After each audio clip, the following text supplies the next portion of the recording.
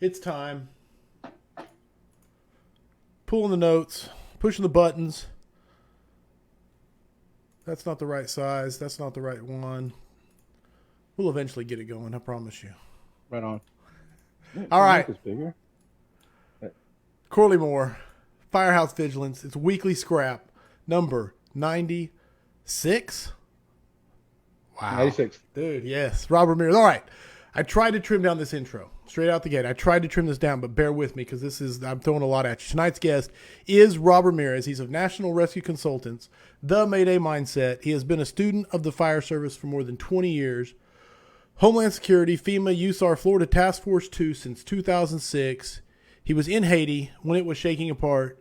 He went through Katrina and who knows how many others. He's an instructor with the credentials to back it up, a founding member of Firefighter Advanced Survival Techniques program. He has been published in fire engineering. He has taught at every conference worth mentioning. I am really looking forward to this scrap. Many times I'm introducing a stranger, but tonight I get to introduce my friend, Rob Ramirez. It is my pleasure to have you as the guest of Weekly Scrap 96. Welcome, my brother. Thanks for having me, Court. Man, I honestly am so psyched to be here tonight. I was actually talking to you before the show, telling you I was actually feeling nervous coming on. And I normally don't get nervous for these things anymore, but it's kind of a big deal being on the scrap, and I couldn't be happier to be here tonight with you. Thanks for the intro, man. I honestly feel like I didn't deserve any of that. I love it, man. I love it. I'm really excited. Did I miss anything? I mean, I know I tried to shrink it down, so. Dude, that's more than enough. That was amazing. Thank you. All right. To the audience, get your questions ready. I count on you to keep us on our toes. The Scrap has the best audience in the world with the best live questions, so I count on it. And now, with no further ado, we're going to get right into it. Right out the gate, I made sure it was okay with you, but I wanted to ask you about the pile.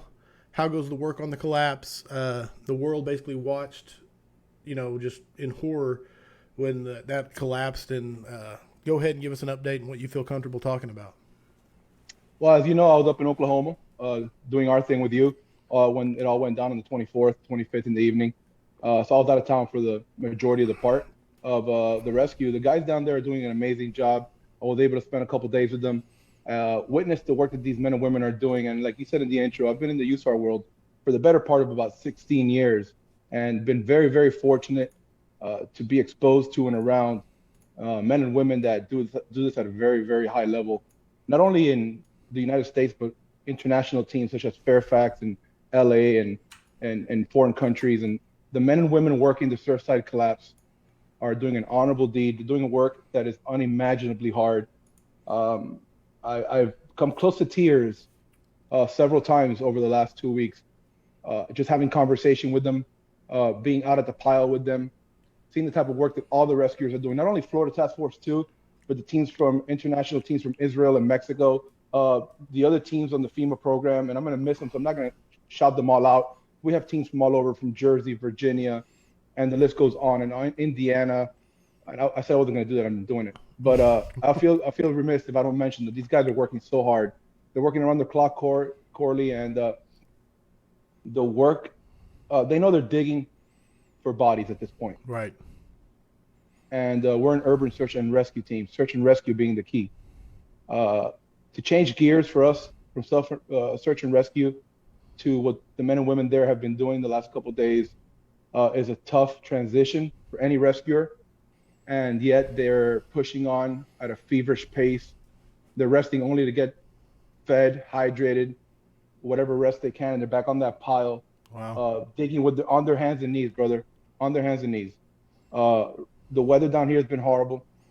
They kept digging through a near-miss hurricane. They kept digging through thunderstorms. They're digging all day at 90% humidity, 95 degrees, in the sun, no shade, multiple layers of PPE, P100 mask on where you can't breathe. Right.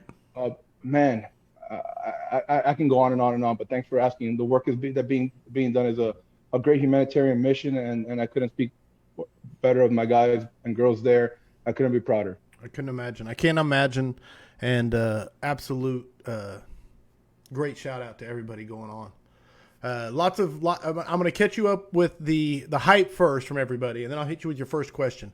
Jacob Johnson said, "This is going to be epic. Kill it, my brother. You're the best." So Jacob Johnson, the ultimate hype man. I love him. He is. Love him. David Pruitt said, "Varsity on tap."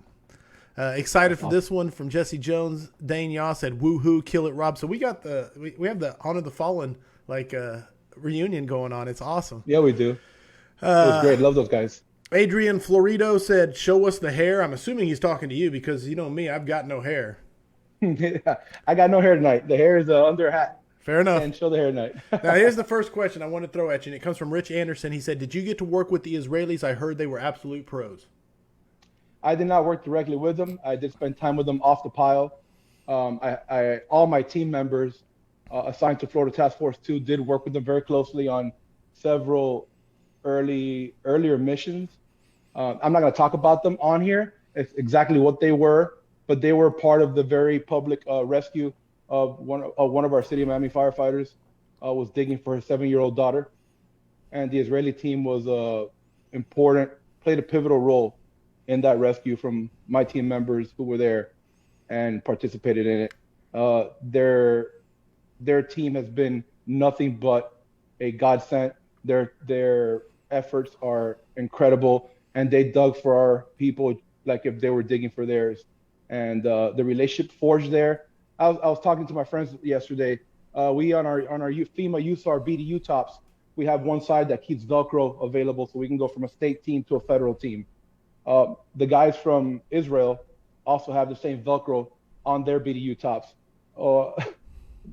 Just the other day when I left the site, all the Israelis were wearing Florida, Virginia, and USA patches on theirs, and all the United States teams were wearing the Israeli team patch on theirs. Wow. And digging side by side. If that doesn't tell you that there is the patch is just a patch. We're all rescuers and we're all cut from the same thread. It was amazing. Yeah, the massive respect shown is that's impressive. All right, catching more stuff thrown at you. Stephen Cox said, "Looking good, brother." Howard Reinwald, Chief says, "Keep your head up, bro. Strong work by all. Extreme respect." Chief Dennis Riley says, "Hey guys, looking forward to this one. I got to get Robert out to Kansas for his Mayday class. Should be mandatory for all firefighters." 100% agree with that. Awesome. Herbie Tyler says, "This is going to be epic." Marco Isom says, "Rob is a solid guy with passion." Raquel Lorenzen said, "DP Rob in the house." Dennis Riley said, "Much love for all the USAR folks." Okay. Justin Lorenzen said, "Love you, brother." So there we are, caught up. Thank you guys. Love you all. All the hype, love you all of it. Get the questions coming. Love it. Okay, back to the notes, and the first question thrown at you. The class I got to hear from you was Mayday Mindset. Dude, I loved it. I took pages of notes, and now I want to get to try and pick your brain on it and get you to share how it came about, why you built it. All right, so Mayday Mindset. Earlier in my career, I can't take full credit for anything that I do. I honestly cannot. I'd be sitting here lying to everyone saying that, I'm this fucking genius who's pulling up these PowerPoints and creating all types of information. I had a problem with a couple of things, the way that firefighter rescue and survival was being taught. I thought to myself, when the citizens are in trouble, whether it's a UFO on Main Street, USA, and or a room and contents fire, they dial 911, they get the fire department. When the cops are in trouble, if they need help, they call the fire department, for a fire, medical, or explosion, or something fire department related. When firemen or firefighters are in trouble, we need other firefighters to rescue us. I've heard a lot of guys speak throughout my career talking about, the reason I want to do RID is because I want to be there for my brothers and sisters if they need us.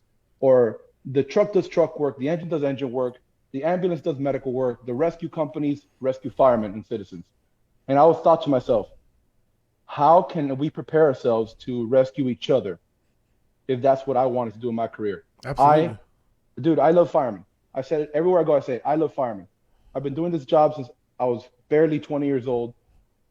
Before that, I was a cadet at 15 and 16. I know nothing else but the fire service. And from a young age, Chief, I figured out that I wanted to help firemen. I found my passion in the arena of firefighter rescue and survival, and it just kind of like opened Pandora's box for me, where I was like, dude, that's what I want to be good at. So you let me know if I get long-winded. No, I appreciate it. So I started looking at the classes just like every young fireman does. Your first 4 or 5 years are very selfish. It's all about you and dumping into your hard drive. And everybody wants to give you information, good or bad or indifferent, but everybody's giving you. Mm-hmm. So people around me were giving me. And the arena that I knew I liked, because I took a real high-speed class from some guys down south, was this firefighter rescue and survival stuff. And I was like, man, that is so badass. I want to be good at that. Yeah, I want to stretch lines, I want to throw ladders, but that to me sounds so important because the people that I shared a house with, I had dinners with, laughs, tears, fires, blood, and sweat are the ones that I want to make sure they get home to their families. So Yeah. everything I can do to prepare myself and those around me to make sure that I get home or they get home, it's a freaking home run in my mind. This is young Rob talking to myself. And so I started taking these classes, and a lot of these classes were very disappointing at first. I was like, okay, cool. Why are we doing this? Oh, because so and so says it works. Okay, where does so and so find that information? Well, so and so figured it out and or thinks it may work and or created a technique that is very complicated, and if you have to reproduce it, it may or may not work. And all these techniques had no either A, validation behind them, or B, a solid answer of how or when they would work if applied during a real Mayday situation.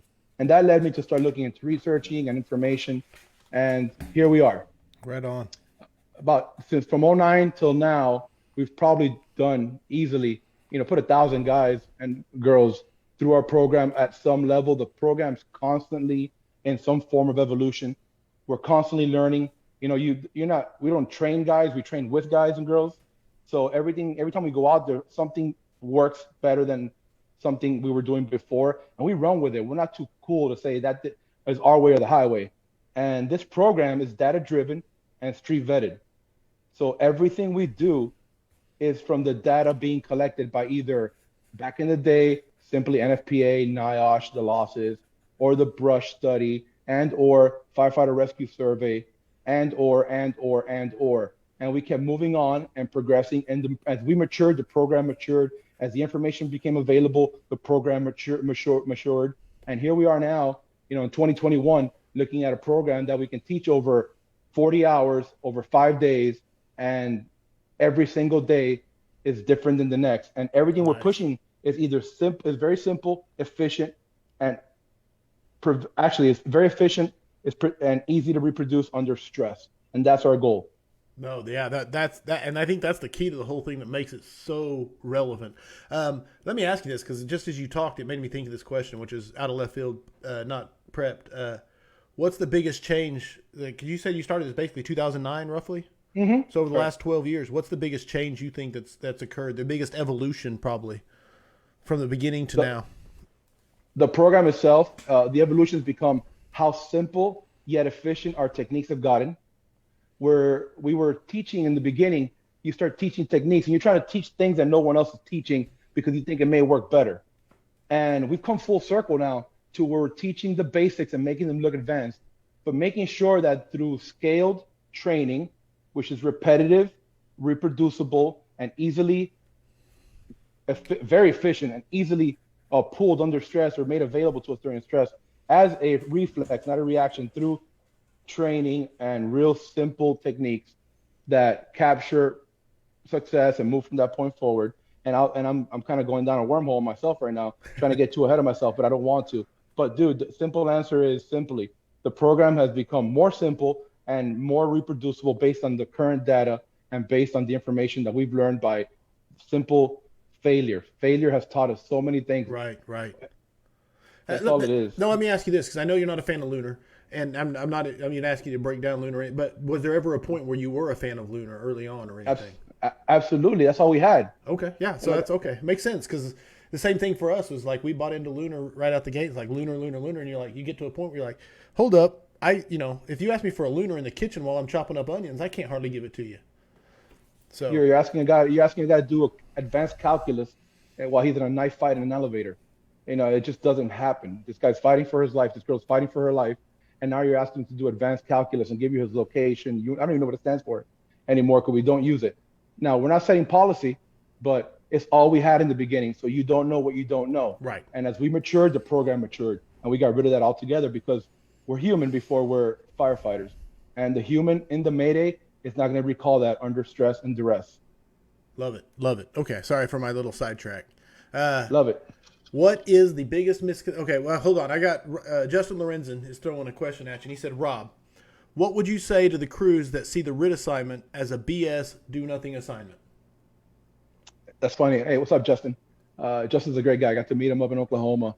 I felt like all these guys for a long time because you're on social media. They're doing the same thing we're doing. And then when you get to meet them in person and they're just as cool as you thought they were, it's a home run. And he's one of those guys. That's actually pretty cool when that happens. Absolutely. But real simple, the guys and girls are looking at RIT as what we used to refer to as, RIT, rectal insertion of thumb, as you stood in the front yard. Those guys and girls are, RIT has changed so much in the last 10 years. The RIT that was being taught to us in the late 90s and in early 2000, the first decade of 2000 was just that. Bring equipment, stand in the front yard, is normally understaffed. You were supposed to stand there and do absolutely nothing in the beginning. That's the way we were taught it. We want to maintain a level of readiness. We don't want you to get excited. We don't want you to take on any simple task. Keep your heart rate down. And they pushed that culture of do nothing for so long that RIT became a bad word. If you do RIT the right way and you soften the building, read the building, conduct your size ups, maintain that second incident commander position as a RIT company officer, bring the tools, the building, the fire, dictate the tools, the conditions, the environment they're going to be operating in. I mean, there's so much proactivity in today's RIT. And then when you actually get deployed, the way you function in the building, the cool shit you get to do, the way we address emergencies once we get to our down firefighter with the information and the equipment we have today. I mean, RIT is one of the coolest, if not most important assignments on the fire ground. And if someone doesn't see that, it's because A, they're an ostrich with their head in the dirt, or B, they haven't been taught the right way. Plain and simple. So it comes back to training. Training, that's all it is. Always. Okay. You just don't know what you don't know. Pablo Janar said, all about mindset. Train the firefighter that will be in that bad situation at 2 a.m., not the firefighter that is in the front of me right now. And that's from Machi Ramirez. Yeah. Pablo, I know what he's getting at. Pablo's a stud. So when we do our classes, we always say the same thing that Pablo just said. Our goal as a crew is not to train the person in front of me today, sitting there listening to us talk, the guy sitting at the house right now watching this podcast, guy or girl. We're training that person to be the person they're going to be the day of their Mayday, with a resting heart rate of 150, 160, 170, where every action or reaction will dictate the outcome of the situation. So it's not a hit or miss. I mean, whatever they had planned the next morning at 2 a.m., he said, at 2 a.m. with 1,000 pounds of ceiling and lath on their back, mask half knocked off their face, heart rate of 150, 160, loss of fine motor skills, and everything they do from that point forward, from calling the Mayday, checking their airways, conducting check, working through their algorithms, if they have one, hopefully they do, it's going to dictate whether or not they're going to go home that night or to the kitchen firehouse table and talk about it, and or leave in a box with a flag. So yeah, you cannot train the person sitting in front of you today to be the person they are that day. You got to train them to be the person they're going to be the day of that Mayday. And we make that very clear that it's first we focus on the soft drive, and then we focus on the hard drive, which is the skill set. Nice. Nicely said, man. Nicely explained. All right. I'm trying to see what I missed here. Okay. Danielle asked, if you're off the line or in a pinch, how much of a BS assignment is it then? I don't know if I understand the question, Dane. I'm sorry. I don't understand it either, but yeah, if you're not on the line or is that in a pinch? I'm sorry, I didn't understand that. No, I didn't get it. I have to clarify for us, Dane. All right. Yeah, brother. Jacob Johnson says, if your department runs a 3 and 2 assignment, 3 pumpers and 2 trucks, what unit do you think should be assigned RIT, and do you think they should stay RIT for the whole time the scene is working? Well, if a crew is assigned RIT, going back to what we were talking about before, if a crew is initially assigned RIT and they're doing RIT operations, conducting them the proper way, with everything we covered before. And again, I'm not the RIT guy.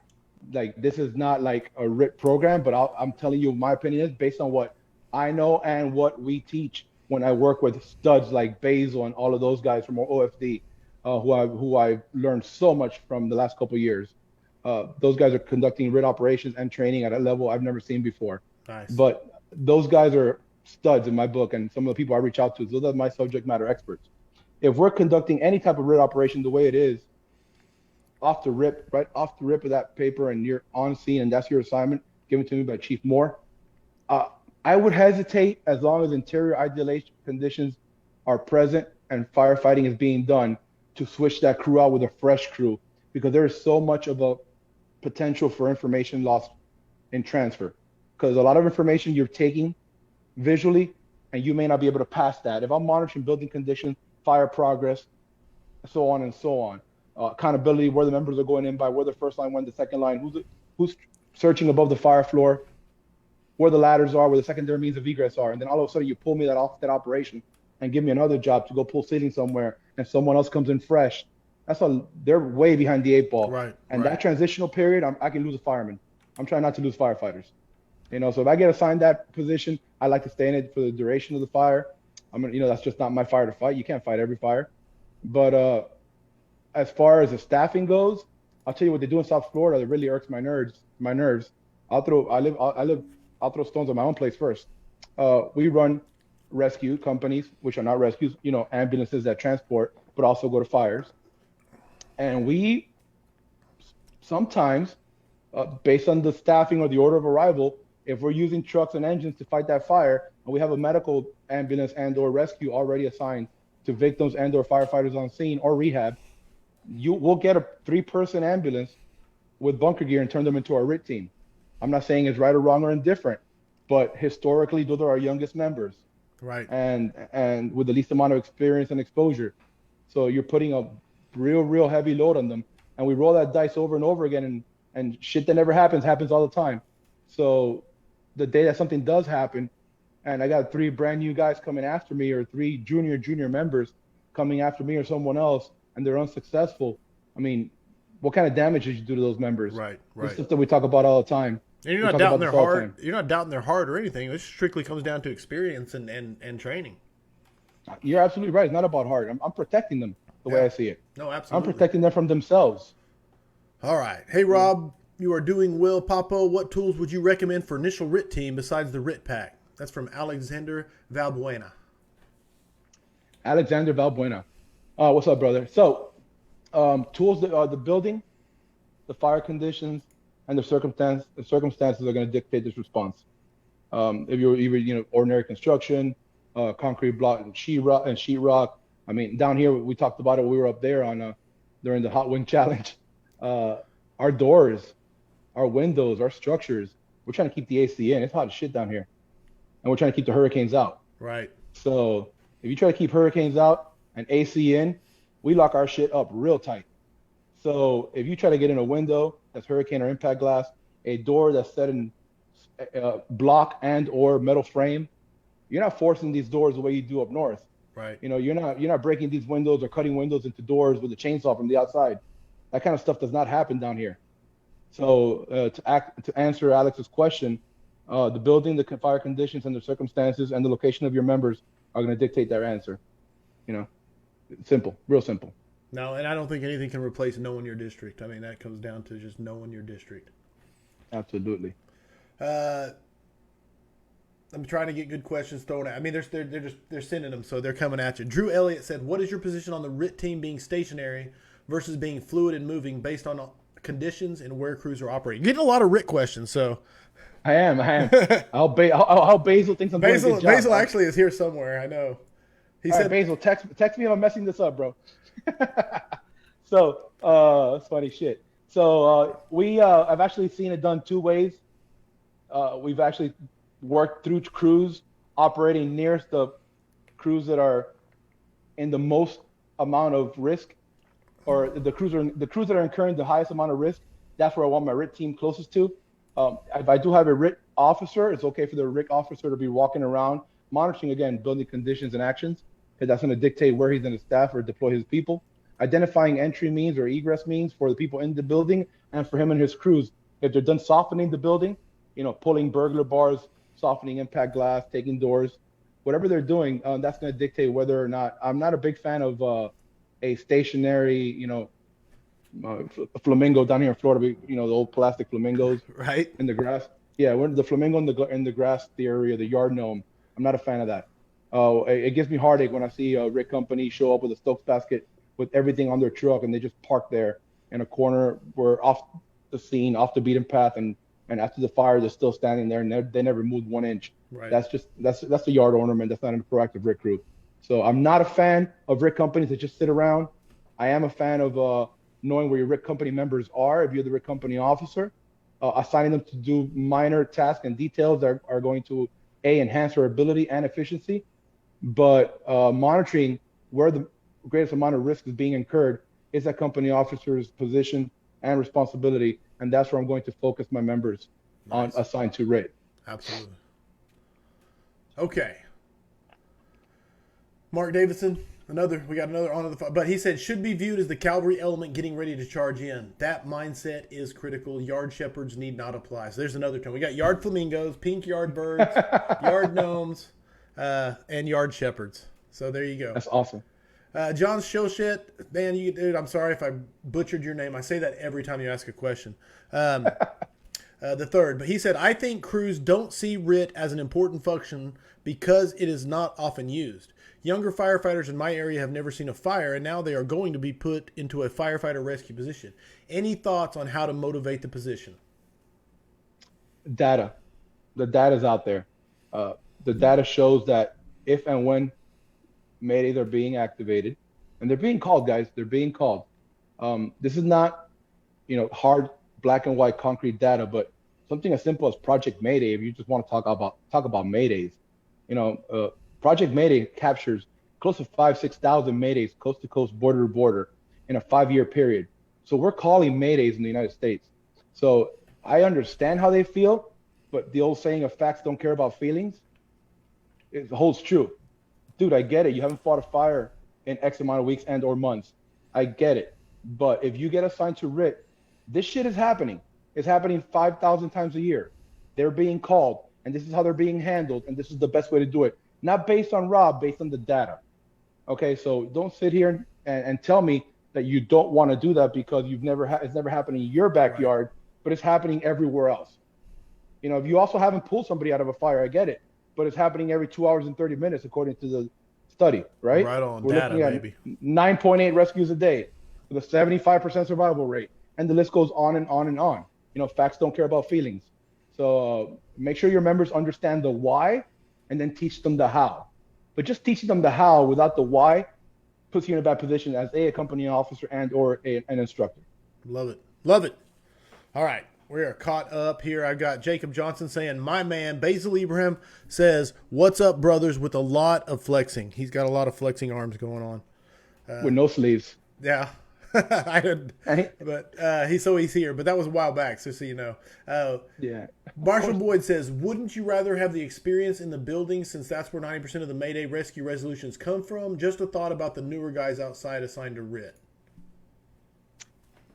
I know what he's saying. I know where he's getting that number from. So just to touch up on what he's saying for the audience members that do not understand where he pulled that number from. Again, back to Project Mayday, and I believe that's where he's pulling that number from. He can correct me if I'm wrong.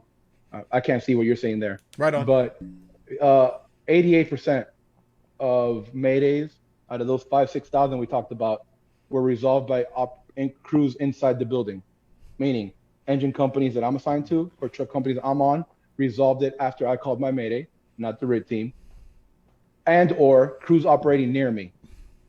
Okay, so engine 1 walks by engine 2. I'm engine 2. Engine 2, Mayday, Mayday, Mayday. Engine 1's 2 rooms over, turns around and says, hey, that was engine so-and-so. We just passed them. Let's go back there and fix it. Exactly. And then we cancel the Mayday. I walk out the front door and or they take me out of the building.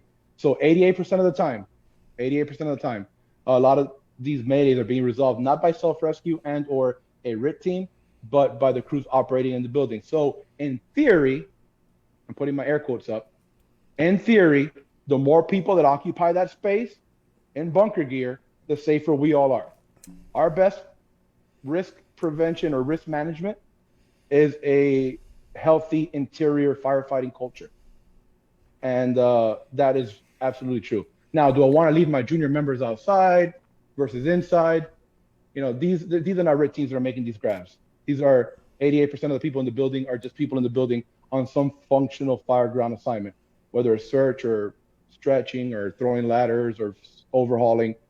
These are functional groups that you can't keep members outside that are based on seniority. Right. Okay. No, I like, and what I was going to ask is, and the data backs up the more bodies inside, the better, basically. Correct. And that's data, not opinion. Mm-hmm. Chad Small says it was. We got tons of questions coming at you. I hope you're enjoying. So it was I love mentioned it. a personal algorithm. He put his own air quotes on that, but a personal algorithm for a member at 0200. Can you explain what that means? All right, so a personal algorithm, and I might go down a wormhole here. So, Chief, if I go Hey, down too far, you stop me and bring me back. the scrap is All all right, about wormholes. awesome. So, going back to personal algorithms and/or systems, systems matter. Systems. In order for us to be successful in anything we do, whether it's firefighter packaging, throwing ground ladders, and insert dealing with low air emergencies, high air emergencies, calling a mayday, bailing out a window, you have to have a system similar to pilots. Pilots have landing systems before they land the plane. Every single time, with or without issues, they go through their systems check. Flaps down, flaps up, wheels, check it, and the list goes on and on and on. Emergency uh, fighter pilots, when they eject, they go through an ejection sequence, and the list goes on and on and on.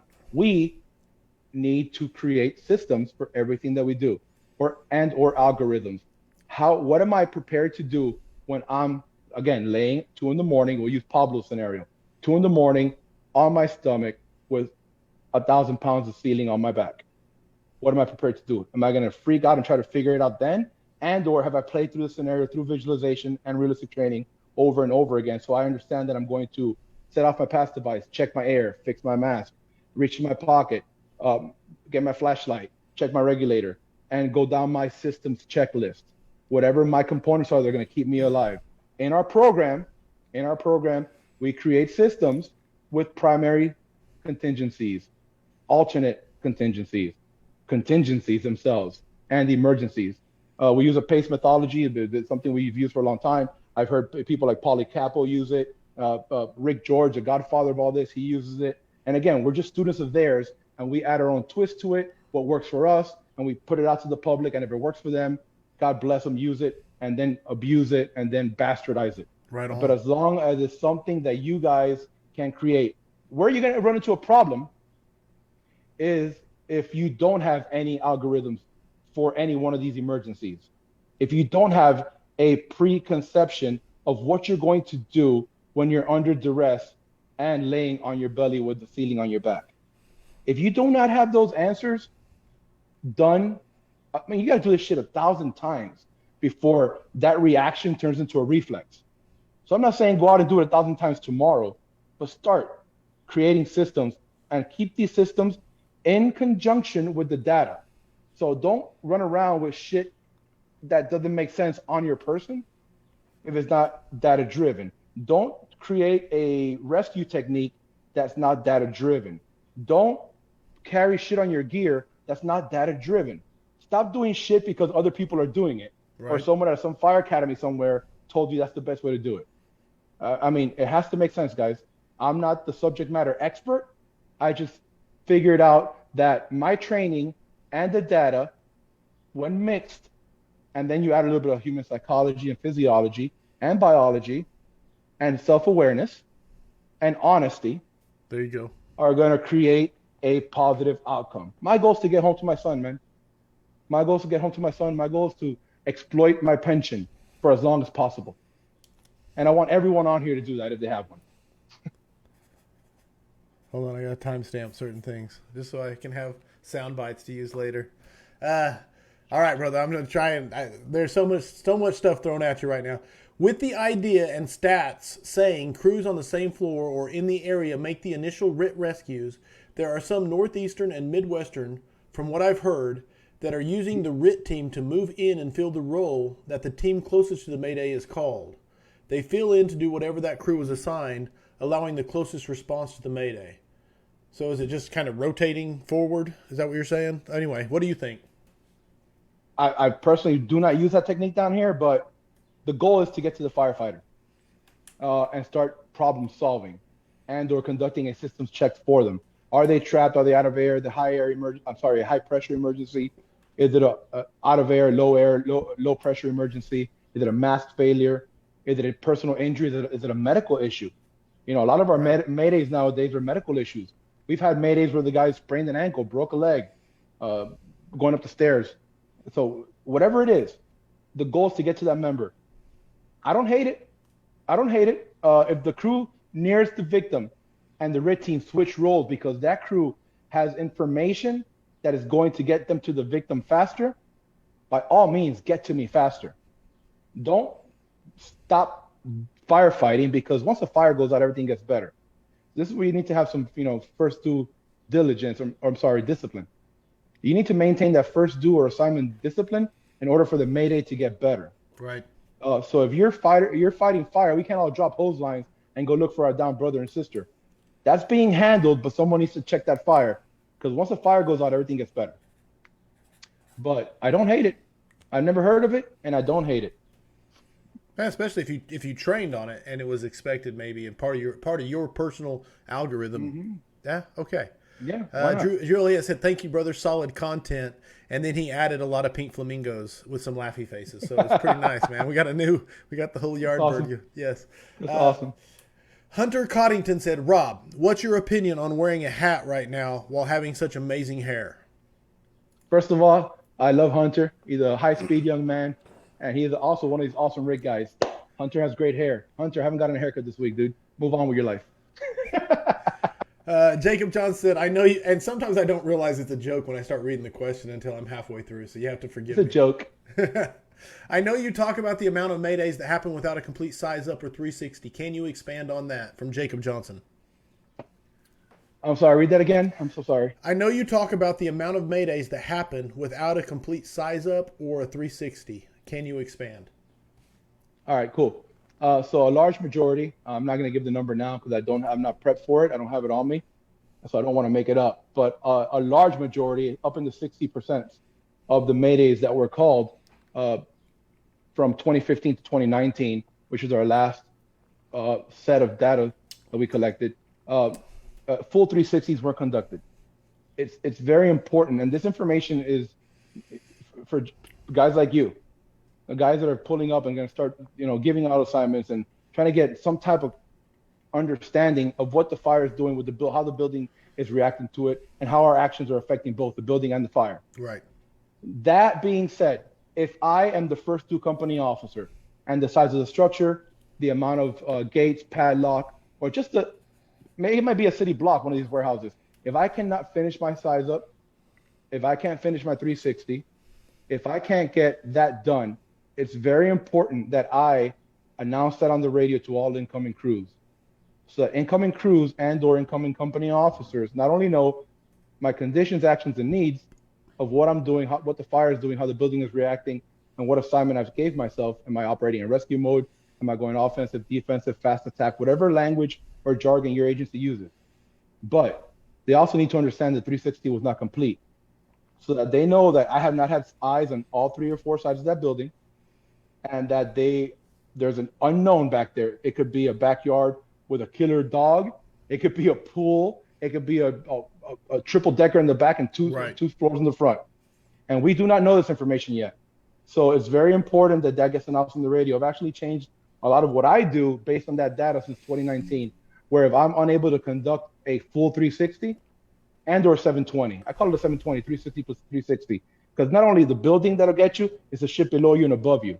Gotcha. It's a 360 this way and a 360 this way. Nice. So the fire ground itself is a 720 degrees of danger and risk management. Shit from above, shit from below, and shit from all around you can get you. So if I don't conduct a full 360 and or 720, I make sure I announce it on the radio. That's a great question by Chief Jacob Johnson. I like it. I like it a lot, man. I got another joke coming at you, but I got to read it. But it's David Pruitt, and he said, switching from RIT, have you done any more research on the Oklahoma skunk population? You are killing. Let me tell you something. All right. So, born and raised in Miami, Florida.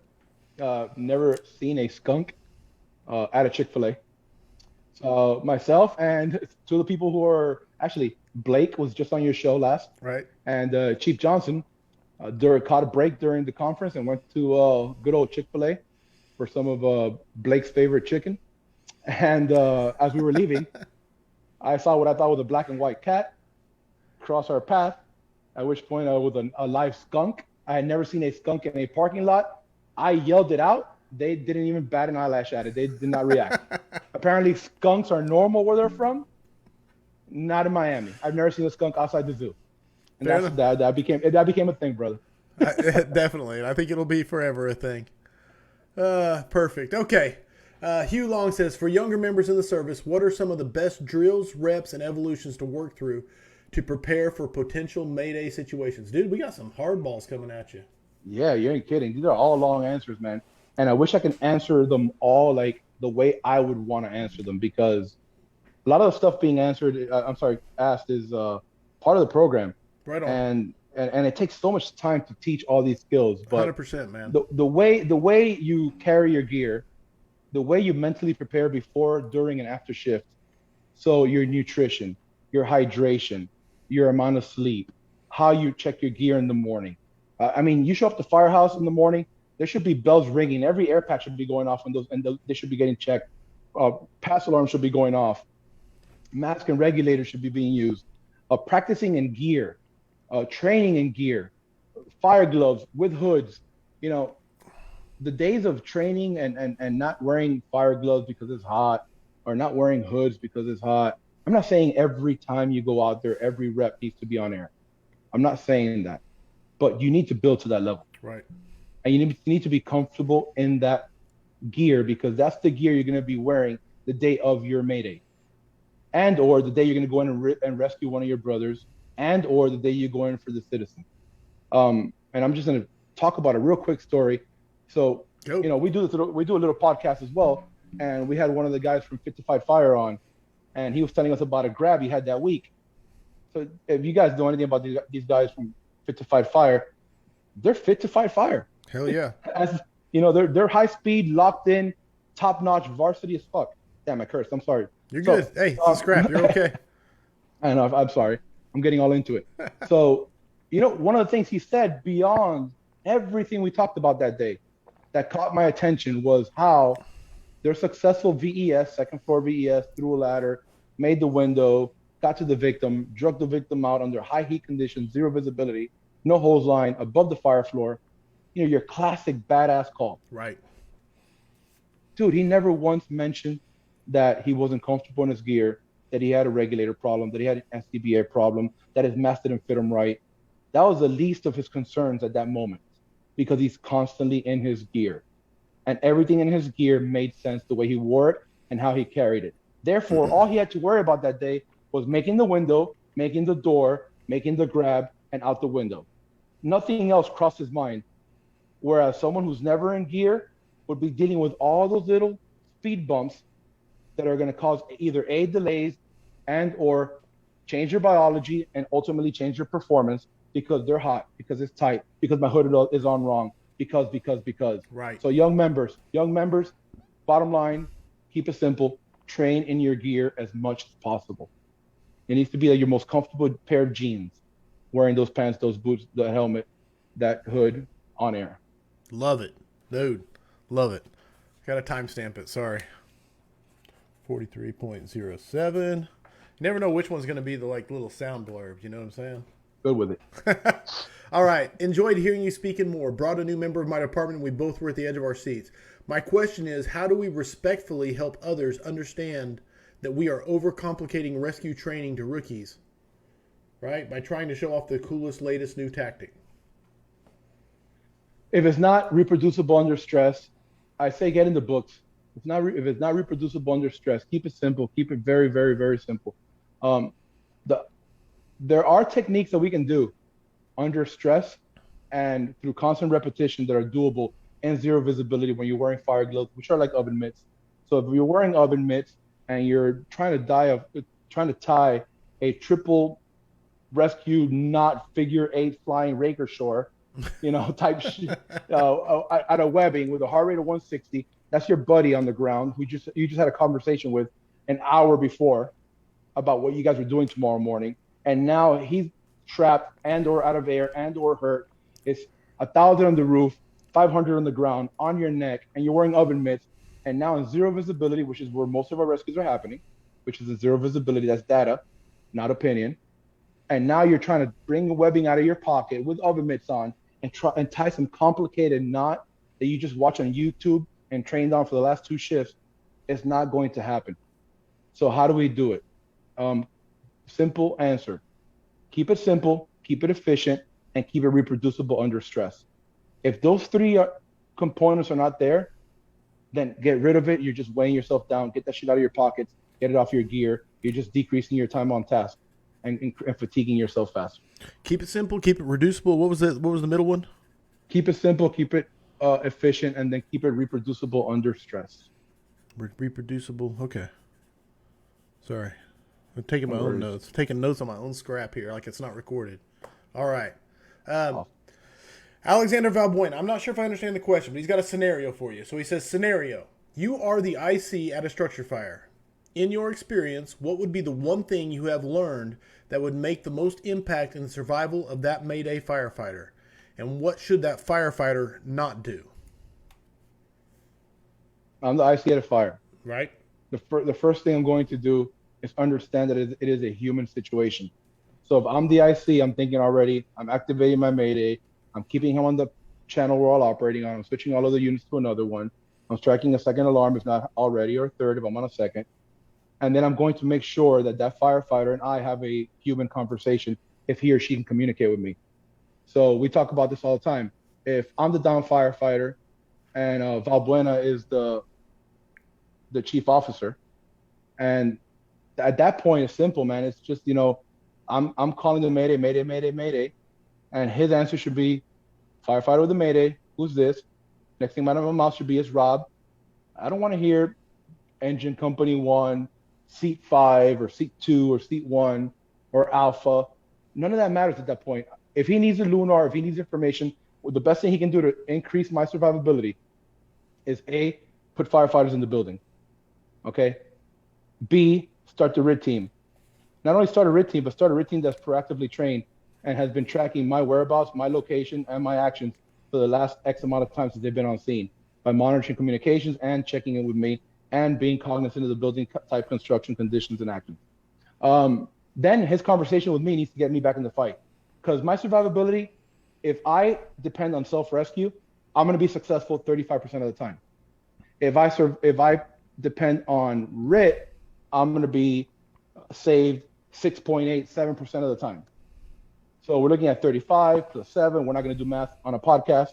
And then you're going to flood me with people. So in my opinion, a chief officer's responsibility after going down the benchmarks for your agency, whether it's switch everyone to different channels, track an additional alarm, get a LUNAR from the down firefighter, activate the RIT team. Once I do all that stuff, my next thing is to give me back or give the down fireman back their 35% chance of survival by getting them back in the fight. How do I get them back in the fight?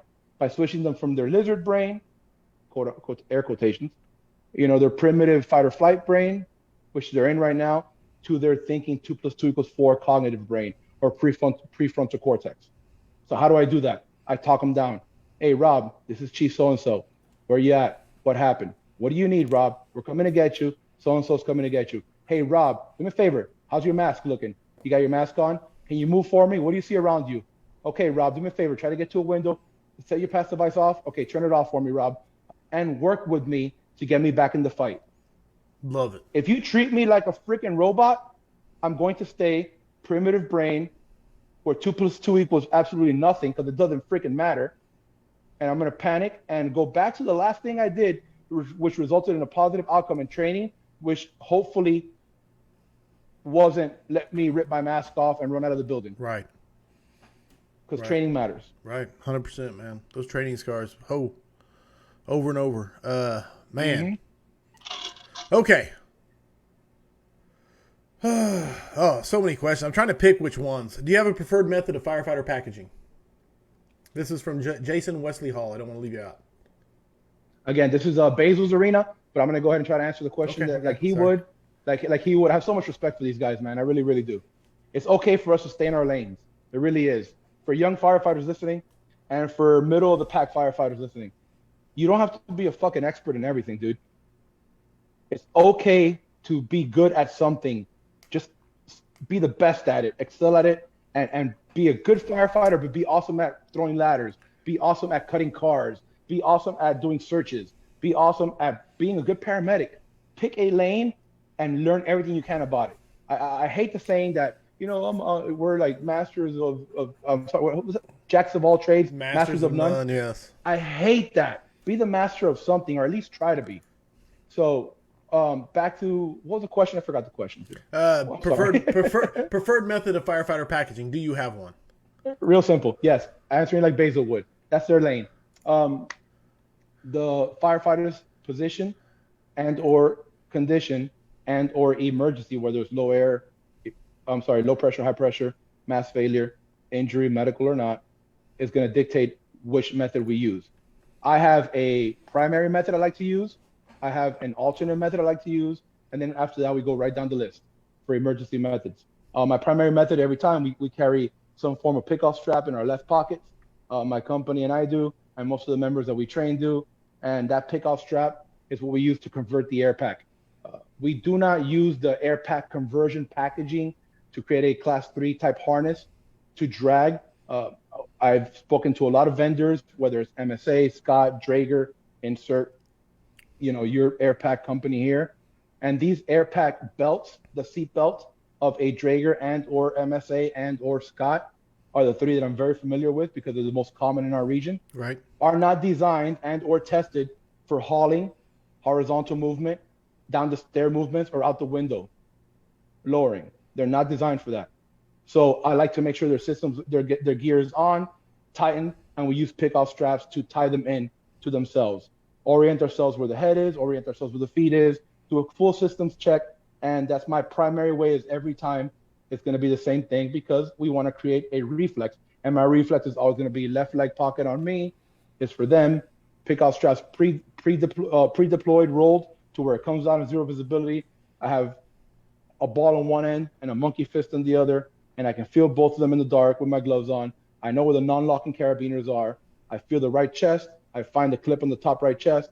I hook one end of it, run myself underneath the down firefighter's leg, up to the left chest, hook there, take the slack, and he's packaged and we're gone. A pickoff strap is rated for 4,500 pounds and or doubled up 9,000, and I don't have to worry about that failing on me. Right on. There you go. Perfect answer. Chris Wilmer, I think I know the answer to this, but I'm going to throw it at you anyway. Do you have any recommendation on a specific tool, piece of equipment to carry in a pocket or on your gear to assist in rescue situations, self-rescue or otherwise? Yeah, so for self-rescue, we'll talk about that first. Everything we carry on our gear serves a purpose. We don't do like wacky Wednesdays. I'm going to move my flashlight from my left side to the right side. Stuff like that does not we don't do any of that. If you talk to like a lot of the guys in the military, I'm not military myself, but if you talk to guys in the military, you talk to guys in law enforcement, high-speed operators that are real into their job, they keep their gear the same way every time. Their primary weapon system, their ammunition, their non-lethal, their secondary weapon system, everything stays in the same place every time they go past the wire and or downrange and or start their shift on the road, because they understand human psychology and physiology. And you're always going to go through that biological change, similar to the one that we go through when we call our Mayday. When it becomes a two-way range and you're no longer shooting at paper and the paper shooting back at you, something happens to the human brain. And once that clicks, just like it does for us in our Mayday, they have to understand where everything is in their system. So they know that if they drop their ammunition, they know where the other magazine and where they can keep eyes on the target or on the threat. Right. If they have to go non-lethal, they don't go right side to left side because it's Wednesday. It stays always on the right side if that's where they carry it. Now, how does that apply to firefighting? Our gear. I'll just talk about my gear. We have an action area. Everything I need to survive in my action area runs from the top of my regulator to my belt buckle and then shoulder to shoulder. Why do we pick that area? Because data has taught us that most firefighters that are found unresponsive and or trapped secondary to a Mayday or an unexplained fire behavior and or unexplained phenomenon, they are found either in the fetal position, on their side, or on their stomachs. Because we wear an air pack, we don't end up on our backs most of the time. We either go left, right, or face down because the position that you're chest up searching and or fire academy on all fours, head down, and then some shit happens and there you are. So understanding the way that we end up getting trapped has led us to create systems where we carry pockets and shit in our gear that makes sense. The Fairfax study in Virginia many years ago taught us how and where to carry our radios. There's different ways to carry your radios because that's what feels comfortable to you. I'll tell you what, if that feels comfortable for you and you can do it, do it. But I'm going to follow the data. The data tells me I need to, if I wear a radio strap, my agency provides a radio strap with a remote lapel mic. I'm going to wear it underneath my coat to protect it from thermal insult and or water damage. I'm going to get all my gear on, and that lapel mic's going to sit out of my neck and sit right around here in my center chest. Okay? My heads up display sits right above or off to the side, depending on what you wear, of my regulator. My regulator has a bypass valve of some sort to give myself some air. On my right chest, on my Scott pack, I have a remote gauge, how much air I have. It also provides me a pass device. On my left chest, I carry a cutter and a flashlight because my bunker gear provides a pocket for me. That is not a radio pocket for me. That is a cutter for entanglement because 20% or more of Maydays involve some form of entanglement. And there's case studies done on this. As early as in the early 2000s, in 2010 and 2001, cases such as Houston, the McDonald's fire where they lost 2 members. Pull up the NIOSH reports, guys. Get yourself educated. The information's out there. If you're not finding it, it's because you are not looking for it. Right You're depending on people like me and Corley and other people to do that job for you. Don't be fucking lazy. This is your job. Go out there and look for it. All right? There's levels to this game. And you get to choose what level you're on. You can be JV or varsity. All right? You can be JV or varsity. It's your call. So the left chest, I have my cutters. Now, the type of cutter also matters. I'm carrying a cutter that's spring-loaded assisted, meaning every time I open it, every time I release that assist, it opens on its own. I can cut, it opens. I can cut, it opens. Because I understand that Rob, on the day of my Mayday, with the feeling on my back, is not going to have fine motor skill to sit there and fumble fuck with some cutter that I bought at Home Depot that's probably rusted and or I have to open and close manually when I've lost all senses of motor skill because my blood is shunting to my core to provide me glycogen in my liver and oxygen in my lung and oxygen to my heart so all my big muscles can work so I can fight and or flight. Right on. So understanding that, bro, that what I carry on me makes sense. I have all that in my action area so I can give myself a breath. I can see my heads up display. I can check my remote gauge. I can set off my pass device and turn it off. Don't leave your pass devices on. Set it off when the RIT team needs it or command asks you. That sound in your head keeps you in a state of chaos. It causes a lot of noise pollution, which causes auditory exclusion, which causes you to think crazy shit. So in order for you to get yourself back in the fight and get back to that 35% needed for self-rescue, intermittent use of your pass device is perfectly acceptable. Okay? Right. So start working on that. On my left chest, I have a flashlight. Why? Because if any of you guys watch any of those survival shows on TV, whether it's Naked Afraid, Lost in the Desert, Lost in the Jungle, whatever it is, dude, they get dropped off. It gets worse, worse, and worse until they find water. And then it keeps getting worse and worse and worse until they build a fire. Because we are human before we are operators. The second you have fire and or light, we are visual creatures, and our heart rate goes down and our thinking goes up. So if you're in the dark, on your belly, and shit just happened, a little flashlight on your left chest, a little corner light, check your air, check your person, do a systems check with light, will provide you the ability to get back to thinking 2 + 2 = 4, right. And now you're cognitive and your prefrontal cortex again, and you're moving forward with self-rescue. And that's part of that algorithm? Mm-hmm. All right. No, I'm saying that light, just clicking that light, just part of that algorithm you were talking about earlier. Absolutely, yes, it is. Yes. Now back to the cutters. The cutters that we carry are, again, spring assisted to open because the anticipation of losing gross motor skills. Not only that, but I also have this paracorded on the handle. And I keep a long piece of paracord outside my pocket. I'm gonna try to get up here. Yeah. It sits outside my pocket. All right. And at the end of it, Herbie Tyler from NRC added a golf ball to it. And I thought it was a genius. He's like, dude, I'm going to add a glow-in-the-dark golf ball. I'm going to drill it, and I'm going to run the paracord through it. And this glow-in-the-dark golf ball sits outside my bunker coat. Now, if I lost use of my hands and or gross motor skills, I can reach up my chest, catch that loop, or find that golf ball, because it feels different than all the other smushy shit on my chest, because I'm wearing oven mitts, and I'm going bunker gear. Smush, smush, smush, golf ball. Oh, shit, that feels different. Pull that. and deploys my cutters. Nice. Now my cutters have a straight cutting edge on them, and they do not have a wire stripping notch. That wire stripping notch, those of you guys that carry that, get rid of it. That AC ductwork, that silver ductwork with that spider web wire, yeah. Spider web wire of death created by the devil to kill firefighters. Right. All right. It fits perfectly in that wire stripping notch at the end of your cutters. All right. If you think that you're going to, in the dark with a heart rate of 160 and canceling all your Christmas plans because you're about to die, are going to find that notch and avoid it in the dark, you're fucking batshit crazy. So don't buy it with it. Straight edge, spring assisted, glow in the dark. Put something on it. We use a golf ball to find it because it feels different than all the other smushy shit on your chest. My lower pockets are for fire alarms, bells and smells. My right leg is for me. That's where I keep my bailout kit. My left leg, I already talked about it, is where the pickoff strap is, and it's for them. I travel light. The older you are, the lighter you travel.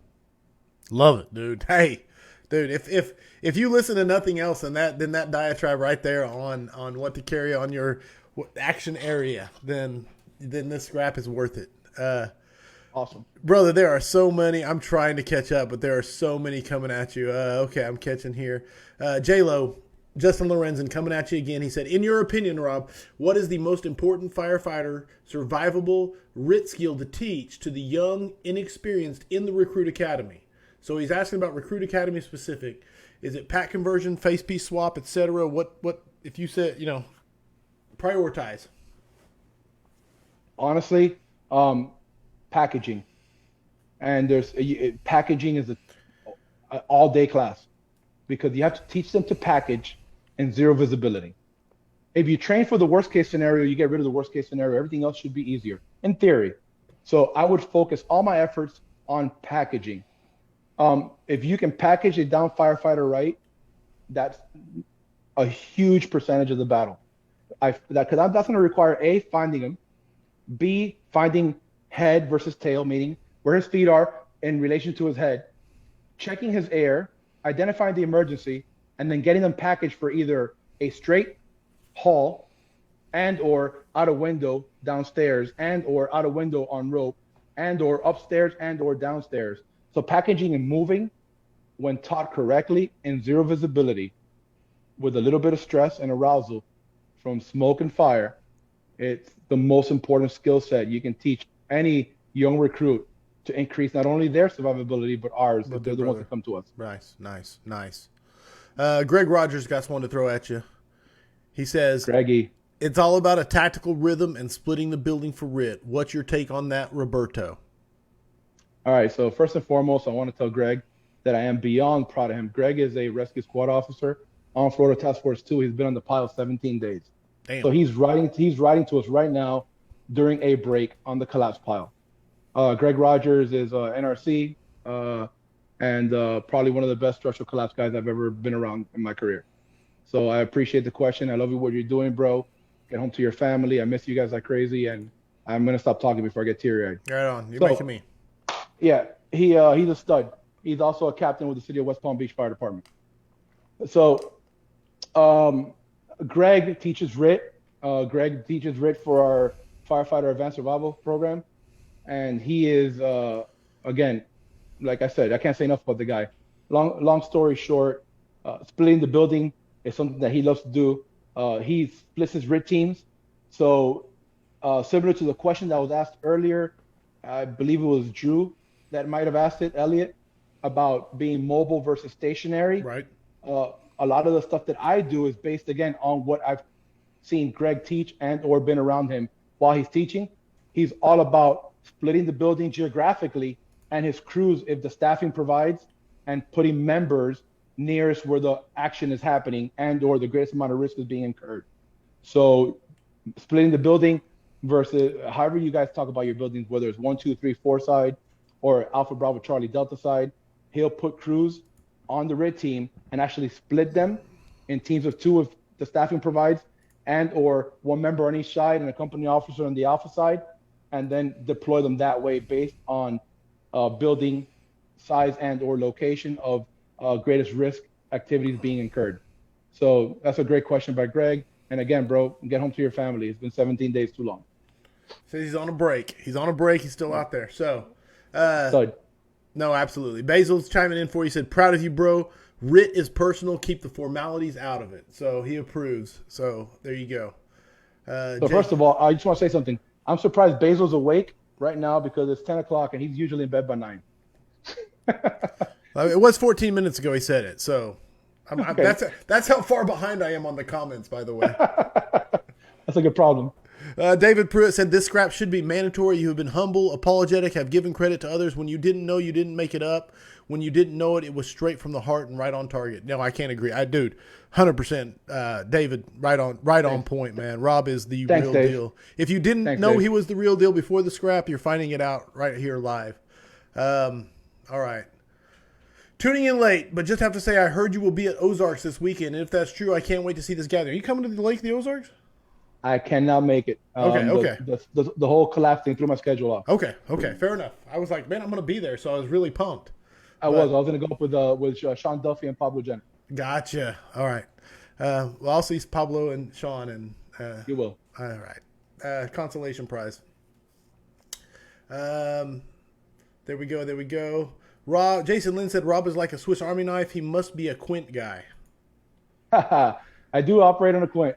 It's the modern day apparatus. All right. The modern day apparatus. Okay. Some days I identify as an engine, other days as the truck. Most of the times work as an ambulance. It's fair. That's actually a really good a description. Thanks, Jason. Oh, so he said, talk about the glow-in-the-dark golf ball. We got that. Yes, we're catching up, brother. We are. I'm almost scrolled to where I've caught up. Beautiful. You don't see second-string athletes sitting on the bench in street clothes. Put your gear on and be ready. That came from Jacob Johnson. Jacob. Herbie says, you can't fake this. Solid work, Rob. Dude, I'm agreeing with everything they're saying. I know I'm. And Pablo said, you could fake a lot of shit, but you can't fake passion. There it is. Older you are, the lighter you get, the lighter you travel. Word from Marco Rodriguez. I'm catching you up, man. I really am. Okay, guys, we're doing awesome. Packaging-wise, waist strap conversion versus external strap. You answered that. You did not like... Yeah, we got that answered. He is not a fan of the air pack conversion. Brian Altman said, Mayday and RIT is not advanced. These subjects should start being taught to firefighters in recruit school. We expect them to understand hazardous materials in most areas to receive their certification, but we aren't teaching them how to protect themselves or save their brother, sister firefighter. Priorities are jacked up. I think Amen. That is a very strong sentiment that is coming through this scrap. Ben Hopner said, the real deal. Beho sends love, bro. Absolutely, Beho. You know I love you. Mark J. Rossi says, known Ramirez a long time. He's a very passionate instructor. I have heard this presentation several times before. Surprised he didn't mention common ground erosion. Okay, so I'm going to pick on common ground erosion. So, All right, that's Mark Rossi. We are actually caught up. Go. Awesome. Mark Rossi, thanks, brother. He works for Fort Lauderdale, great guy. He's one of the founders of the actual FAST program when we were all working at the Fire Academy together. So Rossi, again, another real deal guy.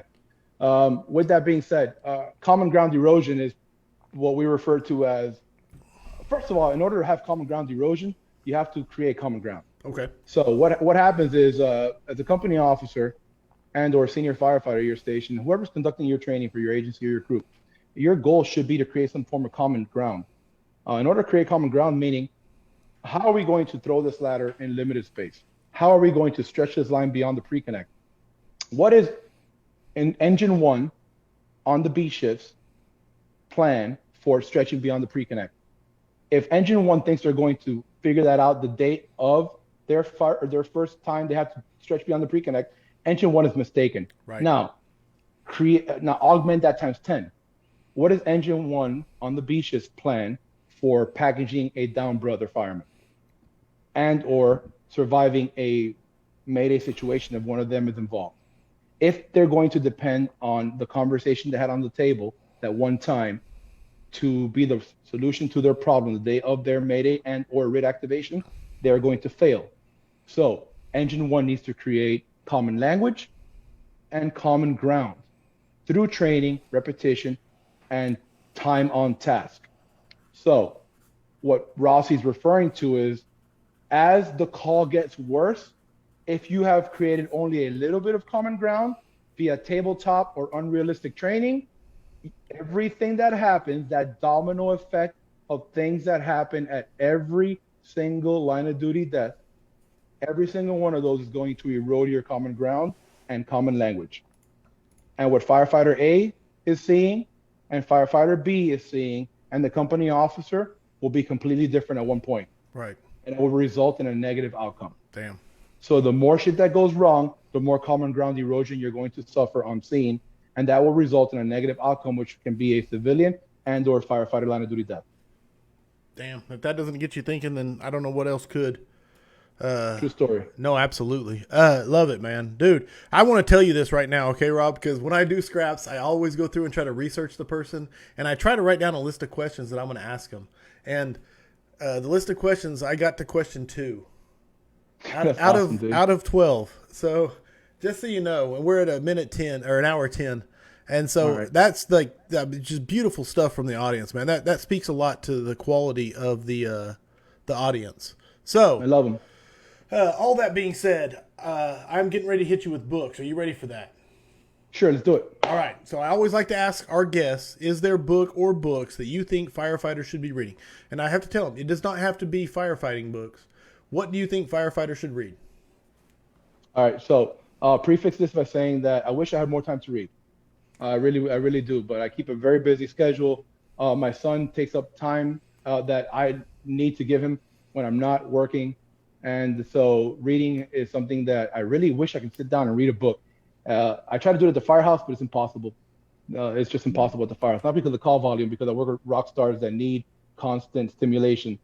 And if I don't give it to them, they'll come. If I don't give it to them, they'll come find it. Right on. So there is no downtime. Fair. But so when I do get to read, again, I talked about it earlier.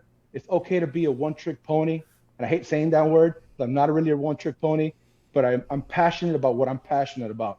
So my books all revolve around some form of human psychology, physiology, and or rescue and or training.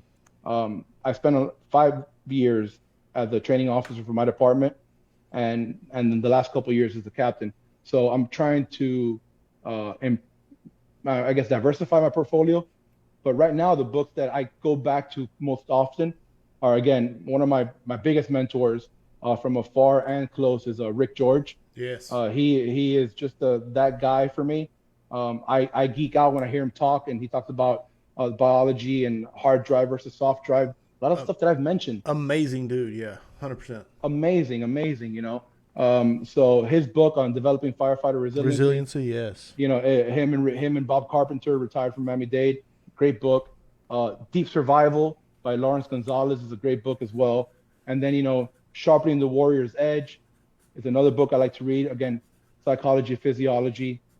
Then On Combat by Lieutenant Colonel Grossman. Again, that's one of the first books I read when I do the mindset presentation. A lot of that stuff about, you know, action, reaction, under stress, duress, heart rates, red, gray, yellow. Yeah, your fingers shutting all the blood. Fingers, yes. All that stuff comes from, you know, military and or police before it ever became a fire thing, because that information was just not out there a decade ago for us. So a lot of the stuff that we had to do it on our own. And that's one of those books that was like the Bible for me. So these are the 4 books that I go back to often. And then, you know, anything by Vinny Dunn is great, you know, whether it's construction or survival. And that's the kind of stuff I read. I like what I like. I like to read what I'm passionate about. And that's why I ended up being a firefighter, because I wasn't a great college student, but I loved firefighting, and that's what I became good at. So I wish I had some real cool leadership books to give you, but I really don't. No, I kind of wing it. I love your passion, guys like man. you when it comes to leadership. I depend on guys like you. No, it's 100%. This is passion coming through, man. If anybody doubts your passion right now, you got like a whole bunch of people that will fight them about it. They just have to watch this scrap, man. So 100%, I love it. Okay, so we have a thing we do on every weekly scrap. It is the 5 questions for firefighters. The answers are 100% your opinion, and the points are arbitrary, and they're passed out by me. So, Rob Ramirez, are you ready for the 5 questions for firefighters? Let's do it. I can't believe I'm doing this. Absolutely. It's awesome, man. I have to pull them up to actually remember what they are. All right. Number 1, what is the number 1 issue facing the modern fire service? All right. So I got this crazy, like thing that's been bothering me for like the last probably 6 months, and it's the lack of validation of skills and or instructors due to like all the modern advances in technology that we have. Stuff like this, meaning social media has created this new breed of instructors that based on popularity, anything they say becomes Bible, and the fire service runs with it, or a large portion of the fire service runs with it. And man, that's really been to me the downfall or the biggest issue right now in today's modern service. The guys and girls that are following people or doing techniques that are not applicable, not realistic, not proven and or vetted by any data or time to work. And this has created a new breed of instructors that can, if taken as Bible, lead you down the wrong road. And in my arena, what I teach, RIT and survival, if you practice only unrealistic training, Chief, then you're going to pull on that under duress when it's your Mayday, and it's going to not work, and you're going to freeze. And if you freeze, it's going to end up in a line of duty death. And my goal is to prevent that as much as possible. And so that worries me the most. You cannot replace years of making dirty hallways and or throwing ladders by catchy slogans, t-shirts, and stickers. You cannot. And it's almost like everywhere I turn, there's a catchy slogan, a t-shirt or a sticker, and whatever that person and or group says, it becomes Bible. And some of the stuff out there is just junk. Love it, man. So, especially when it comes to it's not data driven and it's not street proven. That's it. That's it, man. Dude, badass answer, man. I've not heard that answer either. So, it's popular, not proven. Lack of validation. At first, I was like, what do you mean by that? But then you really expounded really well on that. I love it. All right. Number 2, what is the thing you are most excited about for the future of firefighting? Here it goes. The advances in technology. Social media. The two sides of the same coin. That's it. One side is pissing me off. Right. The other side, it's not pissing me off, it's worrying me because I'm afraid people are going to get hurt. But then this right here, what we're doing, we just Corley and Rob. Right. The relationships. The fact that I can go to Oklahoma and hang out with you and Amanda. Yes. The fact that I can go to Orlando or New York or LA or Texas and hang out with friends and people that I know only because of social media. Where a decade ago I knew people that I knew because of Florida. Right. Now I pick up my phone and talk to people all over the country that I consider friends and brothers. Like if you and I had come up in the same fire department together. 100%, man. And that's only because of the modern advances in technology. The fire service has gotten so much smaller for me. Just look, I'll give you an example. Just a couple shifts ago, I got my ass kicked by an elevator. I had people trapped in an elevator. I could not figure out. I pride myself on being a good elevator guy. And I went down my system, down my algorithm, and that elevator absolutely kicked my ass. So, yeah, we got the people out. I went back to the firehouse. I called my buddy in Tennessee. Literally pulled in the apparatus bay, jumped out of the truck. Everyone went inside. I went to the parking lot. Dialed Tennessee. He called me and right back, and we spoke for 20 minutes about the call. Taught me about it. He's my subject matter expert on elevators. Those are relationships I would never be able to have. When I have a truck company question, I can call somebody in here. If I have another question, I can call somebody in Orlando. The ability to shrink the fire service because of modern technology is what I'm the most excited about. Dude, that's an amazing answer. Two amazing answers in a row. Your max points on 2. I didn't give you max points on the first one. I didn't announce it, but definitely in my head you were max points. It's one of the best answers I've heard on both of those. I really do mean that. I try to make this this is the thing, man. I try to make it where it's not a gimme. I really do. But the guests are so solid. It's hard. Number 3, best rank or position to be in the fire service. Honestly, this is the instructor answer, and then I'm going to give you my answer. All right. The instructor answer is every position you're in should be the best position in the fire service. You're a tailboard, that's the best spot on the job. It's okay for you to be a tailboard the rest of your entire career. It's okay to be a driver. Be the best damn driver you can be. Be the best damn chief you can be. But my current position as a company officer and a captain is the most rewarding position I've ever been in, because I get to serve those that serve. And that alone makes it all worth it for me. And this is just not talk. I really do give a shit about my guys. Their professional development, I hate to lose them when they promote out.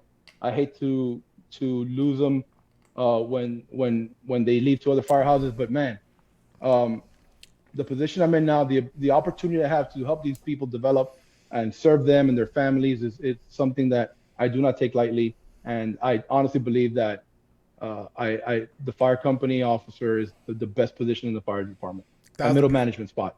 1,000%, man. If you know me, you know there's only one correct answer to this, and it's max points for company officer.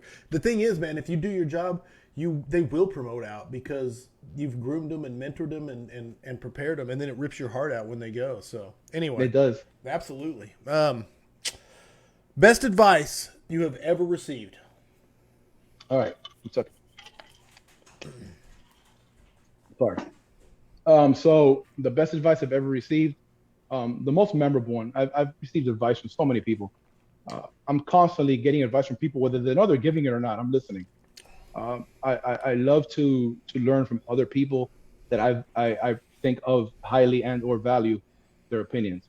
So, but my first battalion chief I ever worked for, Danny Steele, he passed away now, so rest in peace, Chief. But he told me, like, one of my first days in the job, I was probably 6 days on, and he was like, "Hey kid, a couple things. The higher you promote around here," meaning the fire department I was at, right, the more people you serve. Nice. Don't be one of these guys. These guys don't work for you. You work for them. Nice. Now I'm going back to, like, early 99, 2000, where these servant leadership books weren't out yet. Right. And that wasn't even a thing. Like, he was way ahead of his time. This man came on the job 76. So he was like, "Hey, the more you promote around here, the more people you serve. The higher you go, the more people you're responsible for." And that's something that always stayed with me when I went through lieutenant and captain. I was like, man, these are my guys now. Okay, now all these are my guys.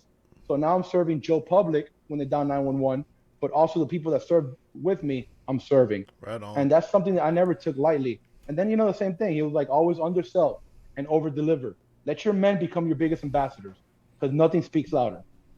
So, my guys are my guys, and I could promise them the world, but I don't. I just give it to them.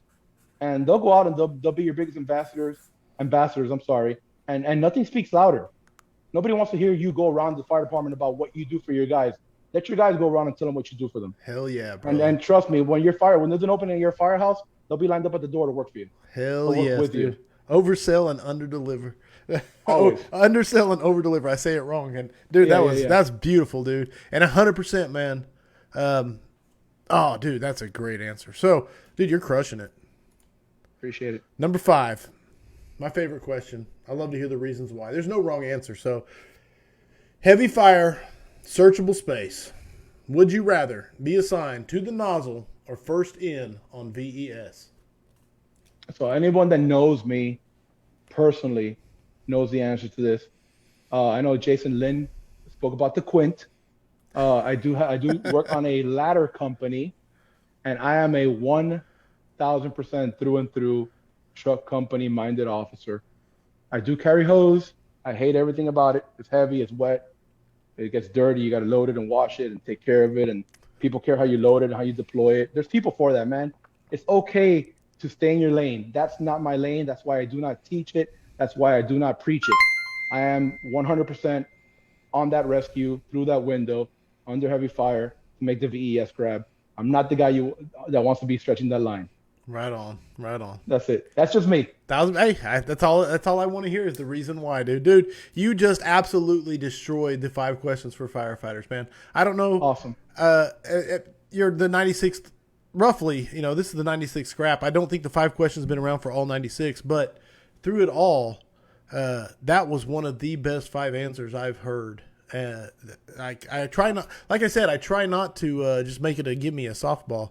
But yeah, absolutely. People are agreeing. Excellent answers across the board. Brother, there it is. Scrap number 96. Dude, you crushed. That was so much fun, man.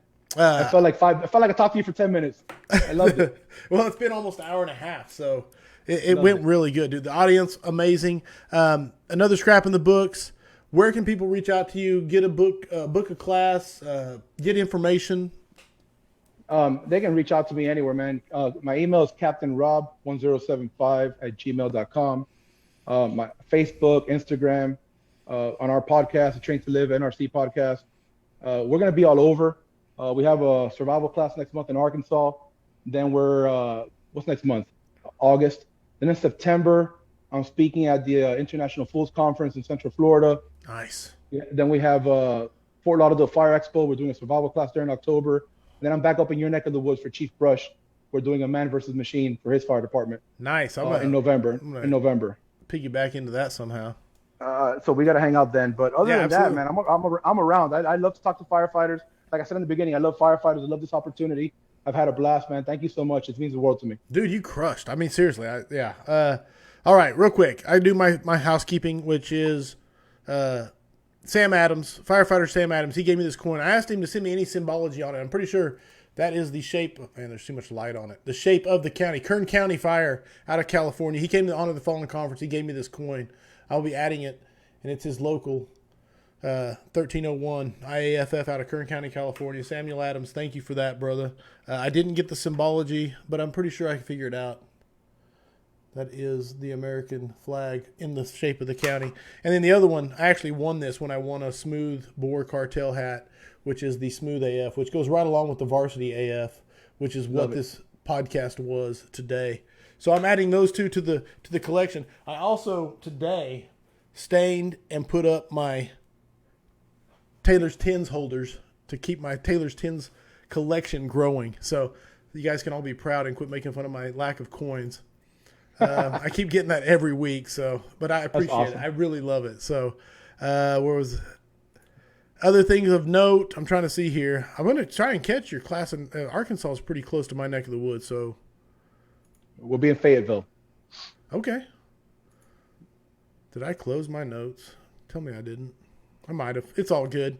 I appreciate Rob Ramirez coming on, sharing all his knowledge. Guys, if you didn't get something out of this, you need to look in the mirror. The audience, amazing questions, as always. Like I said, I got to 2 of the questions I had planned. I don't even know if you had stuff you wanted to talk about that we missed, but, dude, you crushed. That's it, brother. I had a blast, man. Thank you so much. Audience, I hope the tone stays silent unless it's burning. Stay safe out there. We'll see you next time.